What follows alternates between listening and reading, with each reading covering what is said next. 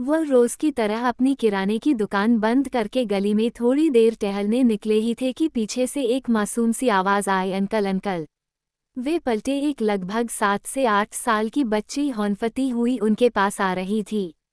क्या बात है, भाग कर आ रही हो? उन्होंने थोड़े थके मगर सौम्य स्वर में पूछा। अंकल, 15 रुपए की कनिया चावल के टुकड़े और 10 रुपए की दाल लेनी थी। बच्ची की आंखों में मासूमियत और जरूरत दोनों झलक रहे थे। उन्होंने पलटकर अपनी दुकान की ओर देखा, फिर कहा, अब तो दुकान बंद कर दी है बेटा, सुबह ले लेना। अभी चाहिए थी, बच्ची ने धीरे से कहा। जल्दी आ जाया करो न, सारा सामान समेट दिया है अब, उन्होंने नर्म मगर व्यावसायिक अंदाज में कहा। बच्ची चुप हो गई, आंखें नीची करके बोली, सब दुकानें बंद हो गई हैं और घर में आटा भी नहीं है। उसके ये शब्द किसी हथौड़े की तरह उनके सीने पर लगे। वे कुछ देर चुप रहे, फिर पूछा, तुम पहले क्यों नहीं आई? पापा अभी घर आए हैं। और घर में? वो रुकी, शायद आंसू रोक रही थी।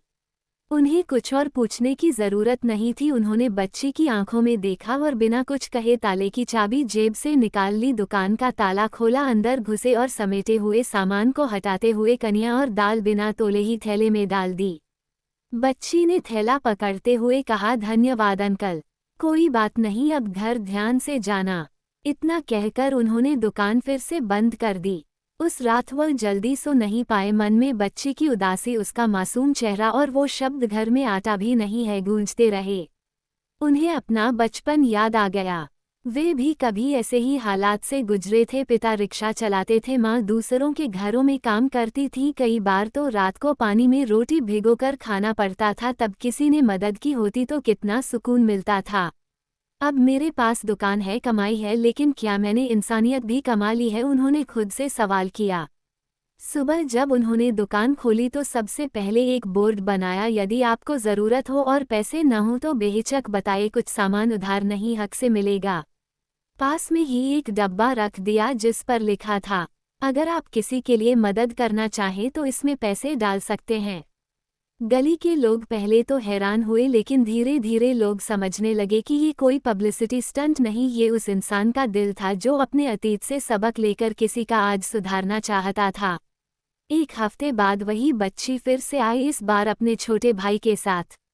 अंकल, पापा ने कुछ पैसे दिए हैं, पिछली बार जो आपने दिया था उसका भी जोड़ ले, वह मासूमियत से बोली।